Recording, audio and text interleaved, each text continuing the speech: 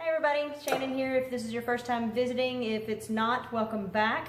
Just wanted to show you a quick breakfast that I like to have on hand. This is a homemade granola that I make pretty regularly. I love granola, but I have a hard time finding one I like that is gluten-free and vegan, the big one being gluten-free. So I put one together that is my favorite that I keep on hand. I think it's going to be Christmas gifts this year. So super quick. If you like what you see, be sure and like, share, and subscribe so you don't miss any videos in the future. So let's get to it. So I've got here, my ingredients are, I've got some rolled oats, we've got cranberries, dried cranberries, coconut flake because I like the larger pieces, sliced almonds, chopped up pecans, chopped up cashews. I'm going to put some chia seeds in, some raw hemp. I love to have hemp in for the extra protein. This thing's loaded with protein like crazy. I'm going to put some flax in. If you like to use flax, and I recommend you do, it's great for so many different health benefits. But make sure you grind it. So many people don't grind their their flax, and they're just wasting the flax. Our body's digestion doesn't have the tools it needs to break down that hull. It's pretty harsh. So just throw some in a coffee grinder, or get you an extra coffee grinder so that you've got one that you can use for spices and things like this. So I've got some ground flax. I've got a little bit of pure vanilla. I'm really super partial to a vanilla that I can get from Mexico that is crazy inexpensive, but the amount of flavor in that, so if you can find a pure Mexican vanilla, that's awesome. I've got a bit of coconut oil. And then my spices. I've got cinnamon, ground ginger, which is going to cut a little bit of the sweetness. And I like to use coconut sugar. You can use whatever sugar you prefer. I just like the richness of it. And coconut sugar supposedly is a little less harsh on your glycemic index. So it's lower, so it doesn't affect your blood sugar quite as bad. So that all goes in. And then I like to use grade B maple syrup because you're getting all of the more of the nutrients. It's not filtered out quite as much. So that all goes in. And then I'm going to do a squeeze of half a lemon.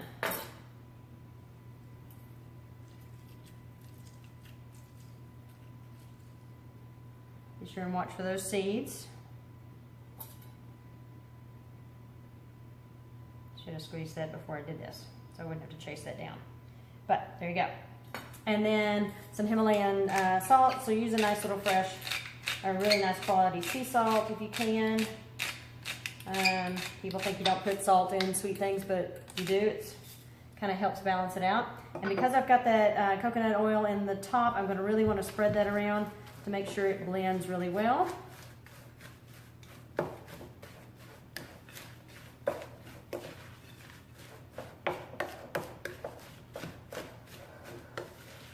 One of these days I'll figure out how to video edit, and we'll be able to we'll be able to not force you to have to watch me do this kind of little stuff.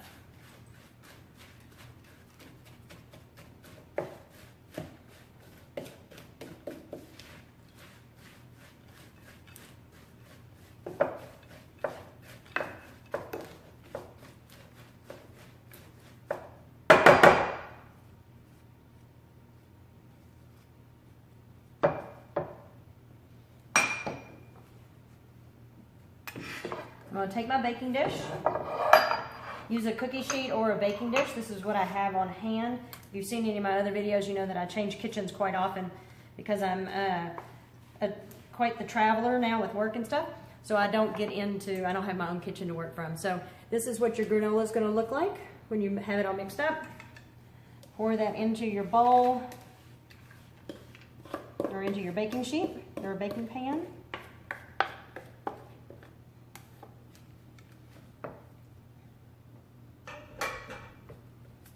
Spread it out nice and even. So as you can see, it's a little thicker layer than you might want, but it totally works just like this.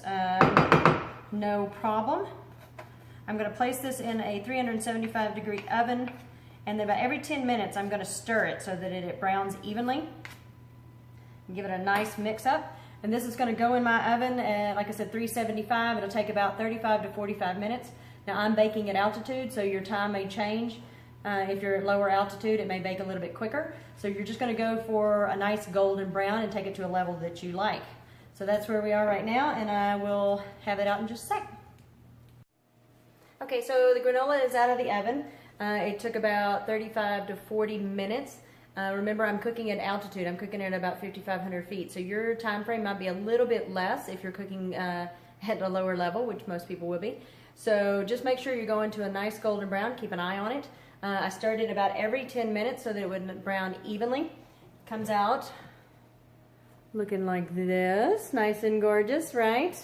And I'll let this cool pretty much all the way, and I'll stir it periodically just to make sure it doesn't clump up. There's not too much sugar and stuff added to this, so it shouldn't end up with like rocks of trail mix type situation, but I usually have this with on pancakes, or I'll toss it into the pancake batter like right before I flip it, which is super yummy, and then top that with some fresh fruit. I'll have it with just a bowl of granola and a nice plain tart yogurt. A nice vegan yogurt. Like I said, I found one, I think it's called Armande, that I really like, that actually tastes like yogurt, and some fresh fruit, cup of coffee, orange juice, good to go. Put it on fruit, put it on ice cream, put it in your pancakes, use it as trail mix, keep it in the car as a nice fresh snack. This will last about a month, if it lasts that long in your kitchen. Mine typically doesn't last that long, because once I have it made, I eat it pretty much every day. And enjoy. Be sure to like, subscribe, and share if you like what you're seeing, and I will see you again next time. And don't forget, I will have the description and or have the link for the full recipe in the description below, so check that out, and let me know questions, comments, and anything else that you might want to see coming up. I've got a couple of things planned to go with some of my blog posts that are coming up. But yeah, if you have any questions, just let me know. I'll be happy to answer anything you've got. Thank you very much. Bye-bye.